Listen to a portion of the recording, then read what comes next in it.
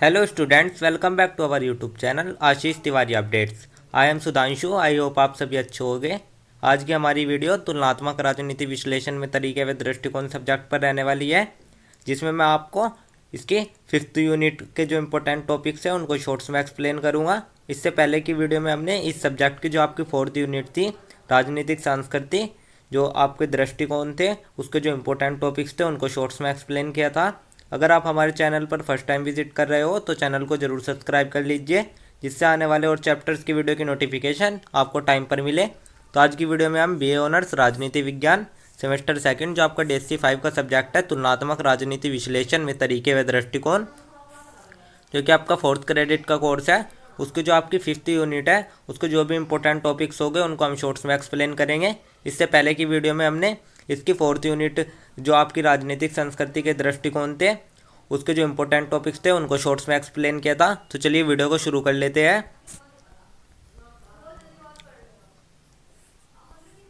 तो आज की जो हमारी यूनिट रहने वाली है वो रहने वाली है यूनिट 5, जो कि आपकी तुलनात्मक राजनीति के अध्ययन के उपागम राजनीतिक अर्थव्यवस्था।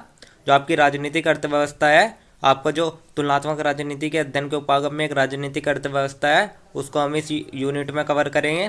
तो सबसे पहले हम एक भूमिका देख लेते हैं।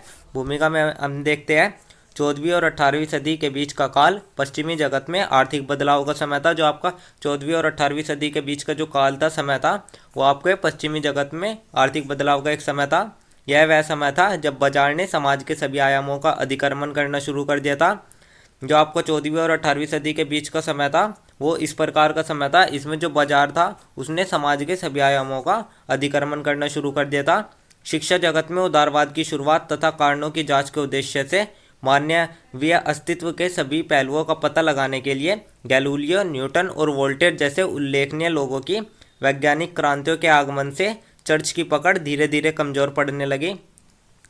जो आपके गैलीलियो, न्यूटन और वोल्टेयर जैसे उल्लेखनीय लोग थे, उनकी जो वैज्ञानिक क्रांति आई थी उसके आगमन से जो चर्च की पकड़ थी वो धीरे धीरे कमजोर पड़ने लगी। हालांकि बाजार अभी अपने प्रारंभिक अवस्था में ही थे। जो आपके बाजार थे वे प्रारंभिक अवस्था में ही थे। इसके कारण विभिन्न समाजों की जिम्मेदारियां भी चर्च से हटकर राज्य के प्रति उन्मुख होने लगी। तुलनात्मक अध्ययन में राजनीतिक व्यवस्था, उपागम संस्था व बाजार के बीच संबंधों के अध्ययन का दृष्टिकोण है। जो आपका तुलनात्मक अध्ययन में राजनीतिक व्यवस्था है वो उपागम संस्था व बाजार के बीच जो संबंध है उसके अध्ययन का एक दृष्टिकोण है। तो ये हमने एक छोटी सी भूमिका देख ली। अब हम देख लेते हैं राजनीतिक अर्थव्यवस्था का ऐतिहासिक अवलोकन, जिसमें हम सबसे पहले देखेंगे प्राचीन और मध्यकालीन विचार, जो कि आपके जिसमें आपका सबसे पहला आता है ग्रीक और रोमन विचारक, जिसमें आपके प्लेटो और अरस्तु ने संपत्ति, श्रम विभाजन और राज्य की भूमिका पर चर्चा की थी। दूसरा आपका मध्यकालीन काल, सामंतवाद और चर्च का प्रभाव, अर्थव्यवस्था कृषि पर आधारित। तो ये आपके प्राचीन और मध्यकालीन विचार हो गए। अब हम इसमें देखते हैं व्यापारिकवाद, जो कि आपका 16वीं से 18वीं शताब्दी के बीच हुआ, जिसमें आपका सबसे पहला पॉइंट आता है राज्य की शक्ति को सोने चांदी के भंडार से मापा गया। दूसरा, निर्यात बढ़ाने और आयात कम करने पर जोर दिया गया। थर्ड, आपका सरकार की जो अर्थव्यवस्था थी उस पर कड़ा नियंत्रण रखा गया। तो आपका व्यापारिकवाद हो गया। अब हम देखते हैं शास्त्रीय राजनीतिक अर्थव्यवस्था, जो कि आपका 18वीं से 19वीं शताब्दी के बीच हुआ, जिसमें आपके सबसे पहले विचारक थे वे थे एड स्मिथ जी। इन्होंने जो आपका अदृश्य हाथ का सिद्धांत था उसको प्रतिपादित किया और जो आपका मुक्त बाजार है उसका समर्थन किया। जैसे कि आप देख सकते हैं ये आपके एड स्मिथ जी है और ये आपके डेविड रिकॉर्डो जी। जो आपके दूसरे विचारक थे वे आपके डेविड रिकॉर्डो जी थे। उन्होंने जो तुलनात्मक लाभ का सिद्धांत था उसका प्रतिपादन किया। थर्ड, आपके जो विचारक आते हैं वे आते हैं थॉमस मोल्थस जी, जिन्होंने जनसंख्या वृद्धि और संसाधनों की कमी पर विचार किया। तो ये हमने आपके शास्त्रीय राजनीतिक अर्थव्यवस्था के जो कुछ विचारक थे उनको देखा। अब हम देखते हैं मार्क्सवादी राजनीतिक अर्थव्यवस्था, जो कि 19वीं शताब्दी से स्टार्ट हुई, जिसमें आपके सबसे पहले कार्ल मार्क्स आते हैं, जिन्होंने वर्ग संघर्ष, पूंजीवाद की आलोचना, समाजवाद की अवधारणा ये जैसी अवधारणाएं प्रतिपादित की। इसके बाद हम देखते हैं कीन्सियन अर्थव्यवस्था, जो कि आपकी 20वीं शताब्दी में है। इसके जो विचारक थे वे थे जॉन मेनोर्ड कीन्स, जिन्होंने सरकारी हस्तक्षेप जरूरी और कल्याणकारी राज्य की अवधारणा प्रतिपादित की।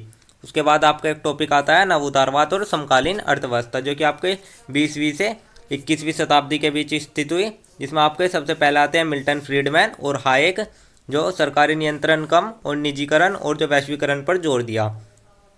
दूसरे आपके आधुनिक बहस, जिसमें आपकी आर्थिक असमानता, पर्यावरणीय अर्थव्यवस्था और जो डिजिटल अर्थव्यवस्था के प्रभाव थे उनको बताया गया।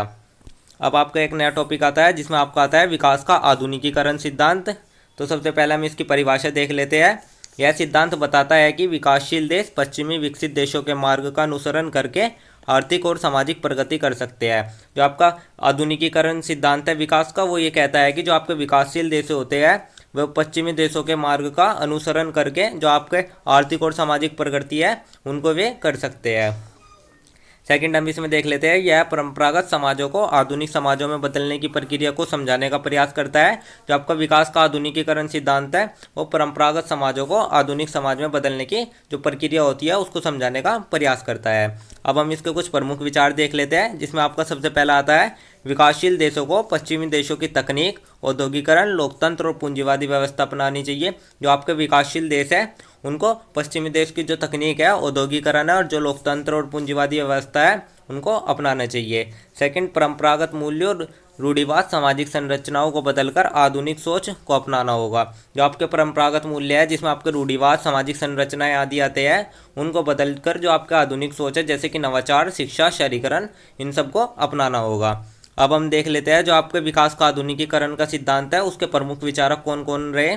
तो उनमें सबसे पहले आते हैं आपके डब्ल्यू रोस्टो। उन्होंने आर्थिक विकास के चरण प्रस्तुत किए जिनमें समाज पारंपरिक व्यवस्था से उच्च उपभोक्तावादी अवस्था तक पहुंचता है। जो आपके डब्ल्यू रेस्टो जी है उन्होंने जो आपका आर्थिक विकास के चरण थे उनको प्रस्तुत किया, जिसमें क्या होता था, जिसमें जो समाज होता है वो पारंपरिक अवस्था से उच्च उपभोक्तावादी अवस्था तक पहुंचता है। तो जैसे कि आप देख सकते हैं ये आपके डब्ल्यू रोस्टो जी है और ये आपके टैलकोट पार्सन्स जी। तो इसके जो दूसरे विचारक रहे वे रहे टैलकोट पार्सन्स जी। उन्होंने सामाजिक परिवर्तन और संस्थागत विकास पर ध्यान दिया। जो आपके टैलकोट पार्सन्स जी थे उन्होंने सामाजिक परिवर्तन और संस्थागत विकास पर अधिक ध्यान दिया। अब हम इसकी कुछ आलोचनाएं देख लेते हैं, जिसमें आपकी सबसे पहली आलोचना आती है, यह सिद्धांत पश्चिमीकरण पर जोर देता है और स्थानीय संस्कृति व परिस्थितियों की अनदेखी करता है। जो आपका ये आधुनिकीकरण का सिद्धांत है ये पश्चिमीकरण पर ही अधिक जोर देता है और जो आपकी स्थानीय संस्कृति व परिस्थितियाँ हैं उनको अनदेखा कर देता है। दूसरा, सभी देशों का विकास एक समान तरीके से नहीं हो सकता क्योंकि ऐतिहासिक और सामाजिक कारक भिन्न होते हैं। जो आपके विभिन्न प्रकार के देश होते हैं उनका विकास एक समान तरीके से नहीं होता है क्योंकि जो आपके ऐतिहासिक और सामाजिक कारक हैं वे प्रत्येक के भिन्न भिन्न होते हैं। थर्ड, आप देख सकते हैं निर्भरता सिद्धांत ने इसकी आलोचना करते हुए कहा कि विकासशील देश विकसित देशों की आर्थिक निर्भरता में फंस जाते हैं। जो आपका निर्भरता सिद्धांत है उसकी आलोचना करते हुए इन्होंने कहा कि जो आपके विकासशील देश है और विकसित देश की जो आर्थिक निर्भरता है वे उसमें फंस जाते हैं। तो ये हमने इसकी कुछ आलोचनाएं देख ली। अब हम देख लेते हैं आपका निर्भरता सिद्धांत। तो सबसे पहले हम निर्भरता सिद्धांत की परिभाषा देख लेते हैं, जिसमें यह बताया गया है कि विकासशील देश विकसित देशों पर आर्थिक रूप से निर्भर होते हैं जिससे वे स्वयं विकसित नहीं हो पाते। तो निर्भरता सिद्धांत में क्या होता है, निर्भरता सिद्धांत ये कहता है जो आपके गरीब देश होते हैं जिनको हम एक प्रकार से विकासशील देश कह सकते हैं, जैसे कि आपका भारत एक विकासशील देश है और जो विकासशील देश होते हैं वे आपके अमीर देशों पर, विकसित देशों पर, जैसे कि आप अमेरिका मान सकते हैं, उन पर आर्थिक रूप से निर्भर होते हैं जिस कारण वे स्वयं को विकसित नहीं कर पाते और उन्हीं विकसित देशों पर निर्भर रहते हैं। दूसरा, आप देख सकते हैं इसे आधुनिकीकरण सिद्धांत की आलोचना के रूप में विकसित किया गया था। जो आपका निर्भरता का सिद्धांत है इसको आधुनिकीकरण सिद्धांत की आलोचना के रूप में विकसित किया गया था। अब हम निर्भरता सिद्धांत के कुछ प्रमुख विचार देख लेते हैं, जिसमें आपका सबसे पहला आता है संसाधनों और धन पर का प्रवाह केंद्र से परिधि की ओर नहीं बल्कि विपरीत दिशा में होता है। जो संसाधन और धन का प्रवाह है वो केंद्र से परिधि की ओर नहीं होता है बल्कि जो उसका उल्टा होता है, यानी कि जो आपके गरीब देश होते हैं वे अमीर देशों की तुलना में और अमीर बनने के योगदान देते हैं। दूसरा, आप विकसित देश औपनिवेशिक विरासत, वैश्विक व्यापार, बहुराष्ट्रीय कंपनियां और असमान आर्थिक संबंधों के माध्यम से विकासशील देशों का शोषण करते हैं। जो आपके विकसित देश होते हैं वे औपनिवेशिक विरासत, वैश्विक व्यापार, बहुराष्ट्रीय कंपनियां और जो असमान आर्थिक संबंध होते हैं उनके माध्यम से जो आपके विकासशील देश होते हैं जैसे भारत जैसे देश हो गए उनका शोषण करते हैं। थर्ड, आप देख सकते हैं गरीब देशों को केवल कच्चे माल और सस्ते श्रम के आपूर्तिकर्ता के रूप में इस्तेमाल किया जाता है, जबकि विकसित देश उनसे तैयार उत्पाद बनाकर अधिक लाभ कमाते हैं। जो आपके गरीब देश होते हैं, विकासशील देश होते हैं, उनको एक तरीके से जो आपका कच्चा माल और सस्ता श्रम होता है उनके आपूर्तिकर्ता के रूप में ही देखा जाता है, और उनसे वे माल लेकर, कच्चा माल लेकर और सस्ता श्रम लेकर जो आपके विकसित देश होते हैं उनमें उस उत्पाद को तैयार किया जाता है जिससे वे अधिक लाभ कमाते हैं। तो इसके ये पर निर्भरता सिद्धांत के प्रमुख विचार हो गए। अब हम देख लेते हैं निर्भरता सिद्धांत के प्रमुख विचारक, जिसमें आपके सबसे पहले आते हैं आंद्रे गुंडर फ्रैंक। उन्होंने कहा कि पूंजीवाद एक वैश्विक अवस्था है जो विकासशील देशों को विकसित देशों पर निर्भर बनाए रखता है। जो आंद्रे गुंडर फ्रैंक जी है, उन्होंने ये कहा है जो आपके पूंजीवाद है वो एक प्रकार की वैश्विक व्यवस्था है जिसमें जो विकासशील देशों को विकसित देशों पर निर्भर बनाए रखता है। अब हम जैसे कि आप देख सकते हैं ये आपके आंद्रे गुंडर फ्रैंक जी है और ये आपके इमाइल वालरस्टाइन जी। तो दूसरे विचारक इसके रहे इमानुअल वालरस्टाइन, जिन्होंने वैश्विक प्रणाली सिद्धांत दिया जिसमें दुनिया को केंद्र, अर्ध परिधि और परिधि में विभाजित किया। जो आपके इमानुअल वालरस्टाइन जी है, उन्होंने विश्व प्रणाली का सिद्धांत दिया। विश्व प्रणाली सिद्धांत में क्या होता है, जो दुनिया होती है वो केंद्र, अर्ध परिधि और परिधि में विभाजित होती है। तो हमने इसके कुछ प्रमुख विचारक देख लिए। अब हम इसकी कुछ आलोचनाएं देख लेते हैं, जिसमें आपका सबसे पहले आती है यह सिद्धांत विकासशील देशों के आत्मनिर्भर बनने की संभावना को कम करता है। जो आपका ये सिद्धांत है, निर्भरता सिद्धांत है, ये विकासशील देशों के आत्मनिर्भर बनने की संभावनाओं को कम आंकता है। और दूसरा, यह पूरी तरह से सरकारों और बाहरी शक्तियों का दोष देता है, जबकि जो आपके आंतरिक कारक होते हैं जैसे नीतियाँ, प्रशासनिक भ्रष्टाचार, शिक्षा, इन सभी की अनदेखी करता है। थर्ड, आपके जैसे कुछ देश हो गए जैसे कि आपका दक्षिण कोरिया, सिंगापुर, ये निर्भरता से बाहर निकलकर विकसित हो चुके हैं। ये इसकी कुछ आलोचनाएं हैं। अब हम एक नया टॉपिक देख लेते हैं, आपका अल्प विकास। तो सबसे पहले हम इसकी परिभाषा देख लेते हैं। परिभाषा में अल्प विकास उस स्थिति को कहते हैं जहां किसी देश या क्षेत्र की आर्थिक, सामाजिक और राजनीतिक प्रगति धीमी या बाधित रहती है। जो आपका अल्प विकास है वो एक प्रकार की स्थिति है जिसमें जो कोई देश होता है या क्षेत्र होता है उसकी जो आर्थिक, सामाजिक और राजनीतिक प्रगति होती है वो धीमी होती है या बाधित होती है, जिससे क्या होता है, वह देश गरीबी, असमानता और बुनियादी सुविधाओं की चपेट में आ जाता है। तो ये हमने अल्प विकास की परिभाषाएं देख ली। अब हम अल्प विकास के प्रमुख कारण देख लेते हैं, जिसमें आपका सबसे पहला आता है औपनिवेशिक शोषण। पूर्व उपनिवेशों को कच्चे माल के आपूर्तिकर्ता और बाजार के रूप में इस्तेमाल किया गया है। जो आपके पूर्व उपनिवेश है उनको कच्चे माल के आपूर्तिकर्ता और बाजार के रूप में इस्तेमाल किया गया है। दूसरा, आर्थिक निर्भरता। विकसित देशों की अर्थव्यवस्था पर अत्यधिक निर्भरता जताई गई है। थर्ड, आपका राजनीतिक अस्थिरता, जिसमें आपका भ्रष्टाचार, तानाशाही और कमजोर संस्थान आदि आते हैं। थर्ड, आपका शिक्षा और तकनीकी पिछड़ापन, जो कि आपका कुशल श्रम और नवाचार की कमी है। थर्ड, आपका फिफ्थ, आपका अत्यधिक जनसंख्या वृद्धि, जिससे कि संसाधनों पर दबाव बढ़ता है। तो ये आपके कुछ प्रमुख कारण हो गए। अब हम इसके कुछ प्रमुख विचारक देख लेते हैं और जो इसके सिद्धांत है उनको देख लेते हैं। तो आपके जो प्रमुख विचारक आते हैं उनमें सबसे पहले, तो इसमें जो आपके सबसे प्रमुख विचारक आते हैं, प्रथम विचारक आते हैं, वे आते हैं आंद्रे गुंडर फ्रैंक। उनके अनुसार विकसित देश गरीब देशों को निर्भरता के चक्र में फंसाकर उनका विकास रोकते हैं। जो आपके आंद्रे गुंडर फ्रैंक जी है, उन्होंने ये कहा है जो आपके विकसित देश होते हैं वे जो आपके गरीब देश होते हैं जैसे कि भारत जैसे देश हो गए, वे उनको निर्भरता के चक्र में फंसाकर उनका जो विकास होता है उनको रोक देते हैं। दूसरे आपके जो विचारक आते हैं वे आते हैं पॉल बोरन जी। उन्होंने बताया कि अल्प विकास प्राकृतिक नहीं बल्कि पूंजीवादी शोषण का परिणाम है। जो आपके पॉल बैरन जी है, उन्होंने ये कहा है जो आपका अल्प विकास होता है वो एक प्रकार से प्राकृतिक नहीं होता है बल्कि जो आपका पूंजीवाद शोषण होता है उसका परिणाम होता है आपका अल्प विकास। थर्ड, आपके जो विचारक आते हैं वे आते हैं अमर्त्य सेन जी। उन्होंने कहा कि विकास का मुख्य लक्ष्य मानव क्षमताओं का विस्तार होना चाहिए, न कि केवल आर्थिक वृद्धि। जो आपके अमर्त्य सेन जी है, उन्होंने ये कहा है जो आपका विकास का मुख्य लक्ष्य होता है वो एक प्रकार से मानव क्षमताओं का विस्तार होना चाहिए, ना कि जो आपकी केवल आर्थिक वृद्धि होती है वो होना चाहिए। तो अब हम देख लेते हैं, जैसे कि आप देख सकते हैं ये आपके अमर्त्य सेन जी है और जो आप देख सकते हैं ये आपके पॉल बैरन जी है। तो अब हम देख लेते हैं इनका कुछ समाधान, जिसमें हम सबसे पहले देखेंगे स्थानीय औद्योगिकरण और आत्मनिर्भर अर्थव्यवस्था को बढ़ावा देना। दूसरा, आपका शिक्षा और स्वास्थ्य है, उनकी सेवाओं में जो निवेश करना। थर्ड, आपका जो वैश्विक आर्थिक असमानता को कम करने के लिए नीतिगत सुधार किए जाते हैं वो इसका एक संविधान है। अब हम देख लेते हैं वैश्विक प्रणाली सिद्धांत। तो सबसे पहले हम इसकी परिभाषा देखेंगे। यह सिद्धांत बताता है कि पूरी दुनिया एक ही आर्थिक व्यवस्था का हिस्सा है जो असमान रूप से विकसित हुई है। जो आपका ये सिद्धांत है वो ये कहता है कि जो दुनिया है वो पूरी एक आर्थिक व्यवस्था है और जो इसका विकास हुआ है वो एक असमान रूप से हुआ है। दूसरा आप देख सकते हैं, विकसित और विकासशील देश के बीच आर्थिक असमानता को समझने के लिए इमानुअल वालरस्टीन ने 1970 के दशक में इसे प्रस्तुत किया। जो आपका वैश्विक प्रणाली सिद्धांत है, इसको इमानुअल वालरस्टीन ने 1970 के दशक में प्रतिपादित किया था, ताकि आप विकसित और विकासशील देश के बीच जो आर्थिक समानता है उसको समझ सकें। तो ये हमने इसकी कुछ परिभाषाएं देख ली।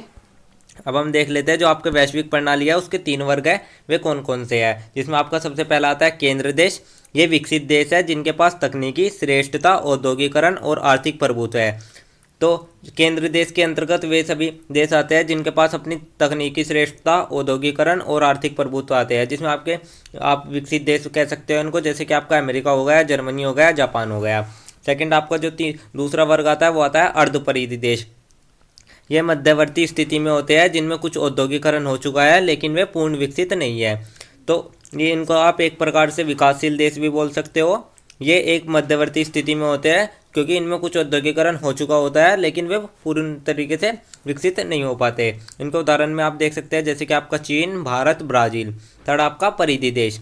ये विकासशील और गरीब देश होते हैं जो मुख्य रूप से कच्चे माल और सस्ते श्रम पर निर्भर होते हैं, जैसे कि आपका अफ्रीका हो गया और लैटिन अमेरिकी देश हो गए।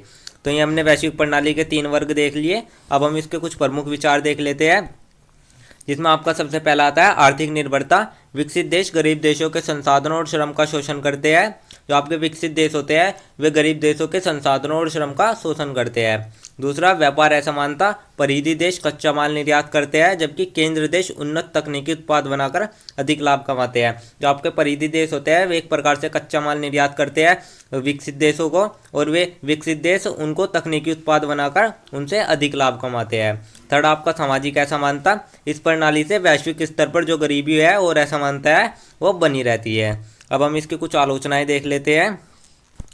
यह सिद्धांत गरीब देशों के विकास की संभावना को सीमित रूप में देखता है। जो आपका ये सिद्धांत है जो गरीब देशों के विकास की संभावना होती है उसको एक सीमित रूप में देखता है। दूसरा, कुछ देश जैसे कि आपके दक्षिण कोरिया हो गए वे परिधि से बाहर निकलकर विकसित हो चुके हैं। थर्ड आपका जो आंतरिक नीतिगत और सांस्कृतिक कारक है उसकी अनदेखी कर दी जाती है। तो ये हमने आपका वैश्विक प्रणाली सिद्धांत देख लिया। अब हम एक छोटा सा निष्कर्ष देख लेते हैं जो कि आपके आंसर राइटिंग में बहुत अधिक उपयोगी साबित होगा। तो सबसे पहले हम देखते हैं निष्कर्ष में, राजनीतिक अर्थव्यवस्था विकास सिद्धांतों और वैश्विक असमानता से संबंधित विभिन्न विचारधाराएं यह दर्शाती है कि विश्व की आर्थिक और राजनीतिक संरचना ऐतिहासिक, सामाजिक और संस्थागत कारकों से प्रभावित होती है।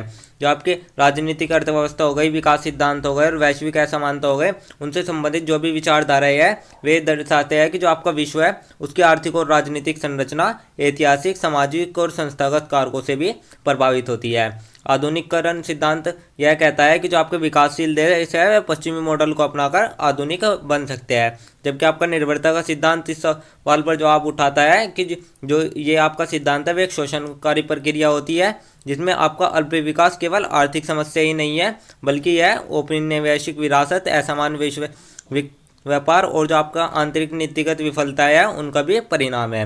वैश्विक प्रणाली सिद्धांत दुनिया को एक असमान अर्थव्यवस्था के रूप में देखता है जहां आपके जो विकसित देश होते हैं वे प्रभुत्व बनाए रखते हैं और जो गरीब देश होते हैं उनको संसाधन प्रदान करते रहते हैं।